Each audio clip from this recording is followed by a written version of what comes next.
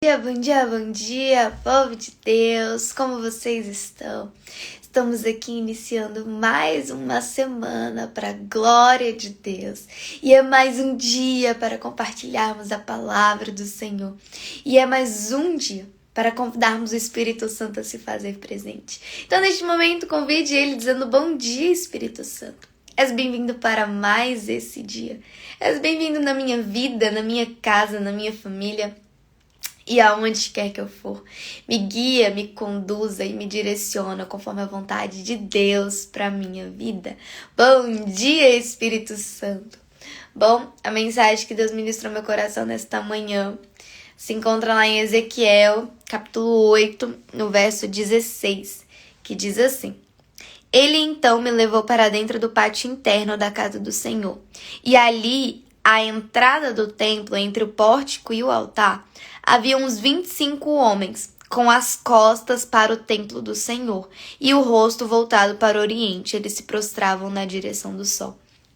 Quando eu li essa palavra, eu lembrei de um sonho que eu tive um dia antes de eu levar uma ministração, de eu levar uma palavra que Deus tinha colocado no meu coração sobre chamado. E eu tive esse sonho. Quando eu li isso daqui, eu falei, gente, eu sonhei com isso. Eu havia sonhado que eu chegava na igreja, né, me chamavam para subir no púlpito, né, para levar a mensagem, conforme eu tinha sido convidada.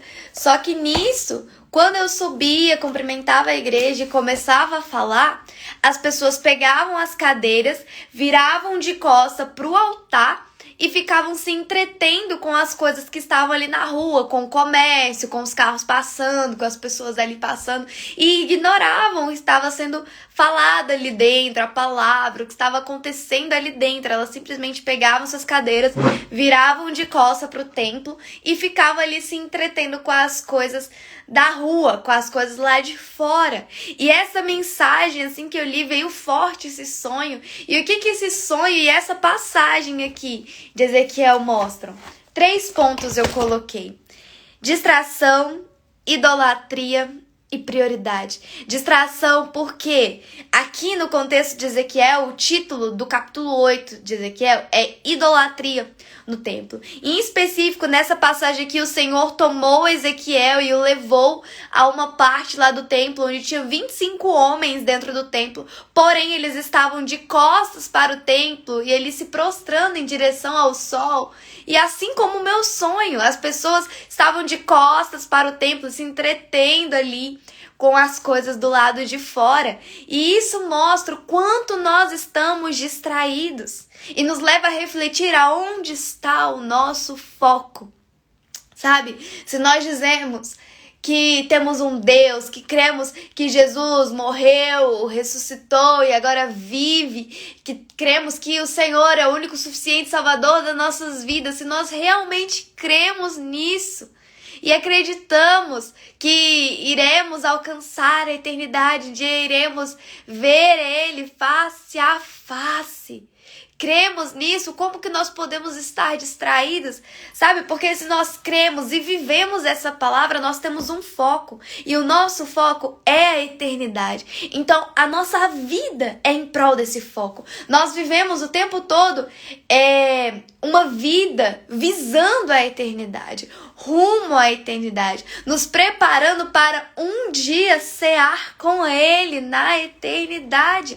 Então, se o nosso foco é esse, por que estamos distraídos? Por que muitas vezes fugimos desse foco? E o que tem nos levado a fugir desse foco, a fugir do nosso alvo que é Cristo, a fugir, sabe, do nosso destino, do nosso lugar que é o céu. O que tem nos distraído?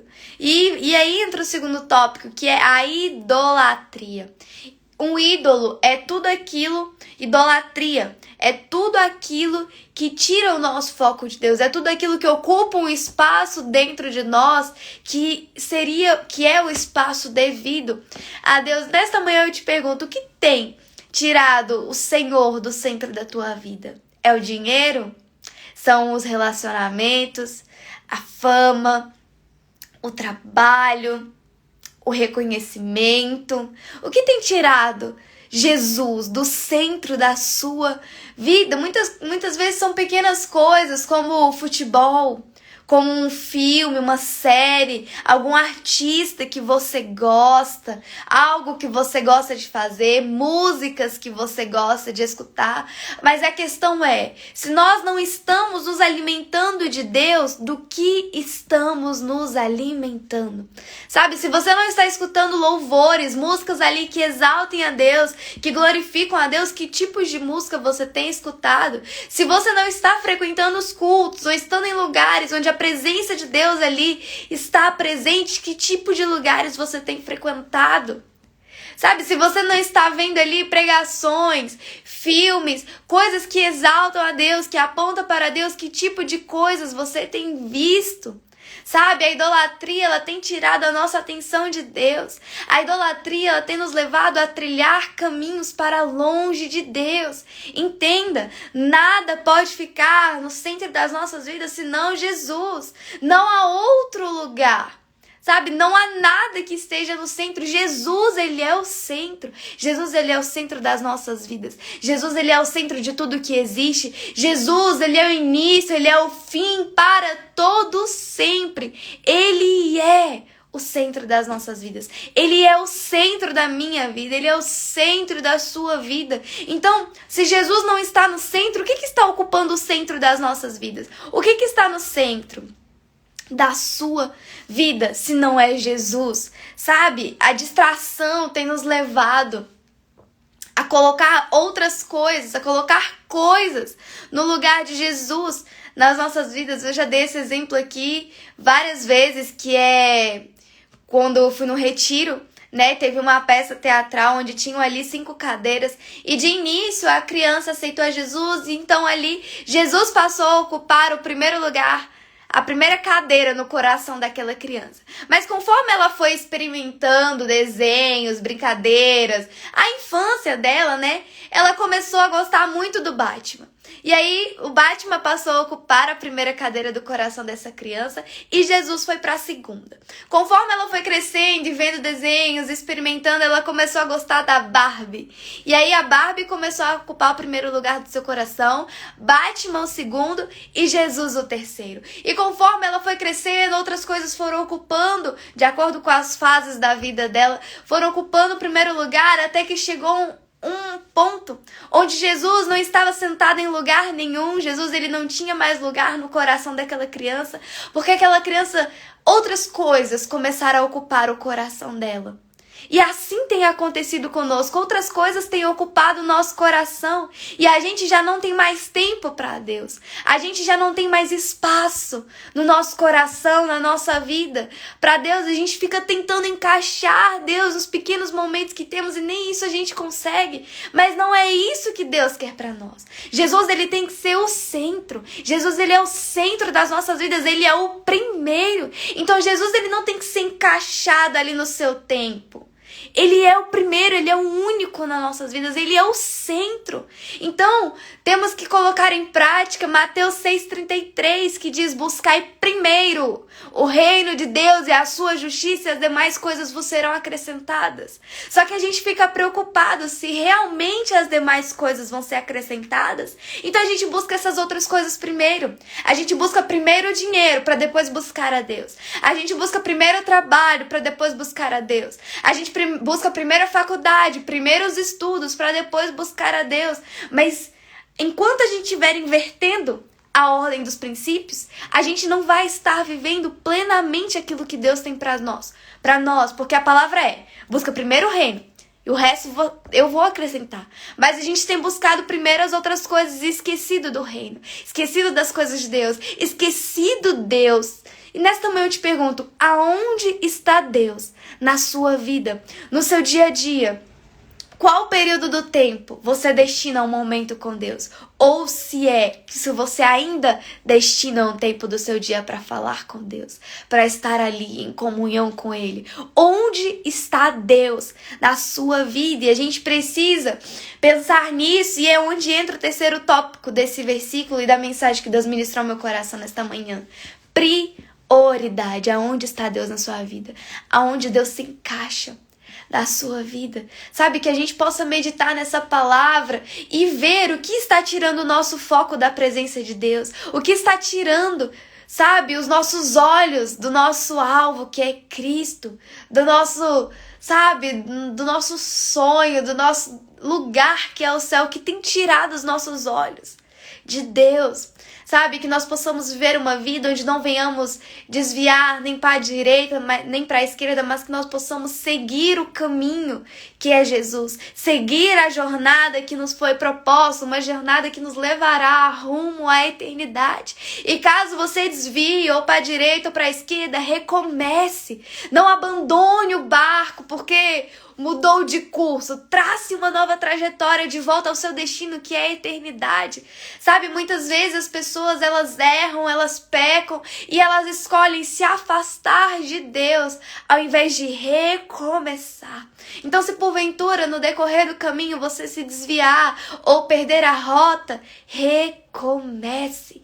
Trace um novo trajeto de volta ao seu destino, que é Jesus, que é a eternidade, que é os céus. Não desista, não abandone o destino, não abandone o seu lugar, a sua casa, a sua eternidade por conta de um deslize. Recomece.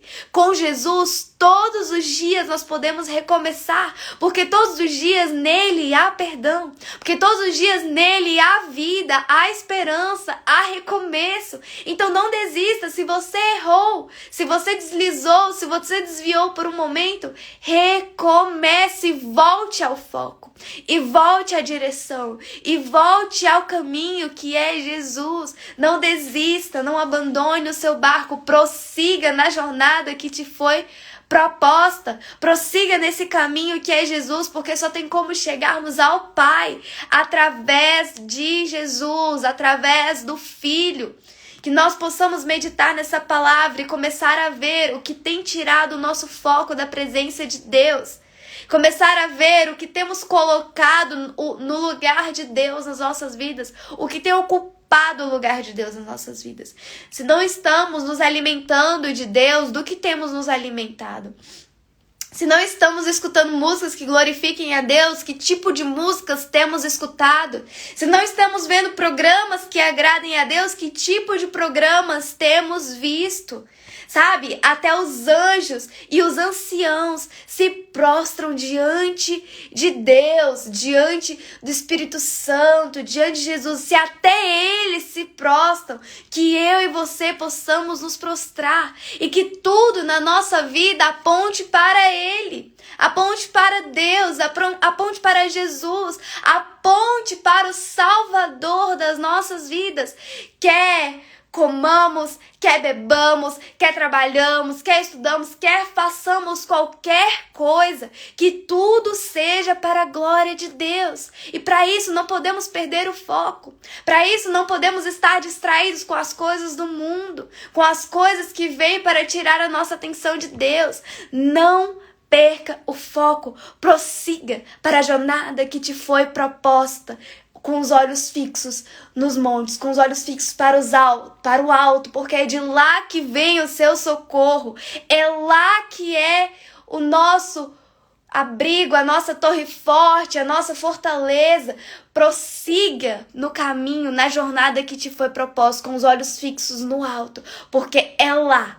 É para lá que iremos, é lá que é a nossa casa, é lá que é o nosso destino. Então não deixa que nada te tire do foco, prossiga em direção ao seu alvo. Não deixe que nada ocupe o lugar de Deus na sua vida. A partir do momento que nós entendemos que Deus precisa ser prioridade nas nossas vidas, a gente vai viver uma vida completamente diferente. Quando aprendermos a colocar o Senhor à frente de tudo, acima das nossas vontades, acima daquilo que queremos, acima, sabe, daquilo que pensamos ser o melhor das nossas vidas. A partir do momento que nós aprendemos a colocar Deus no centro como prioridade, a gente vai viver uma vida completamente diferente.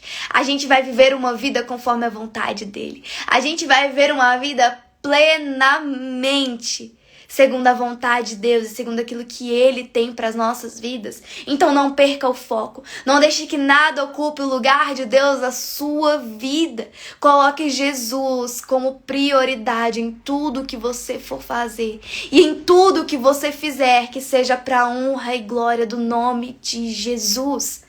Então coloque o Senhor como prioridade na sua vida. Busque primeiro o reino de Deus e a sua justiça, e as demais coisas Ele vai acrescentar. Não fique preocupado se realmente Ele vai acrescentar ou não. Busque primeiro o reino de Deus e a sua justiça, e creia que se Ele prometeu que se você buscasse a Ele, Ele iria acrescentar as outras coisas, Ele é fiel para cumprir essa palavra. Então que nós possamos crer nessa palavra, que nós possamos seguir rumo ao nosso foco, rumo a Jesus, rumo ao nosso alvo que é Cristo e rumo à eternidade, sem desviar nem para a direita nem para a esquerda, mas seguir em frente, seguir para o nosso alvo, seguir rumo à eternidade, e que durante essa jornada Cristo possa nos dar vigor, força, coragem, ânimo, que o Espírito dele possa vivificar dentro de nós, trazer vida, trazer renovo, trazer força. Que assim seja na sua vida, que assim seja na minha vida e que assim seja nas nossas vidas, para que a gente continue nessa caminhada, que não é fácil, mas que nós vamos vencer, e lá no fim nós vamos ver o quanto valeu a pena. Nós vamos chegar naquele dia, estar face a face com Jesus, se prostrando diante dele, glorificando a ele, dizendo: santo, santo, santo é o Senhor. E nós iremos olhar para ele e dizer: Jesus, valeu a pena. Jesus, valeu a pena abrir mão. Jesus, valeu a pena sacrificar pelo teu nome. Valeu a pena as perseguições. Valeu a pena, sabe, ser humilhado. Valeu a pena ser perseguido. Valeu a pena ser chamado de careta, ser chamado de chato. Valeu a pena, Jesus, passar por tudo que eu passei, porque hoje eu estou aqui face a face contigo. Então valerá a pena. Não perca o foco. Siga em direção ao nosso alvo, que é Cristo. Não deixe que nada ocupe o lugar de Deus na sua vida. E coloque Jesus, coloque os céus, as coisas do alto, o reino de Deus, como prioridade na sua vida. Não deixe que nada ocupe o lugar de Deus no seu coração e na sua vida. Essa foi a mensagem que Deus ministrou ao meu coração nesta manhã. Que você tenha um excelente dia, que Deus te abençoe e te direcione neste dia de hoje. Um grande beijo e até amanhã.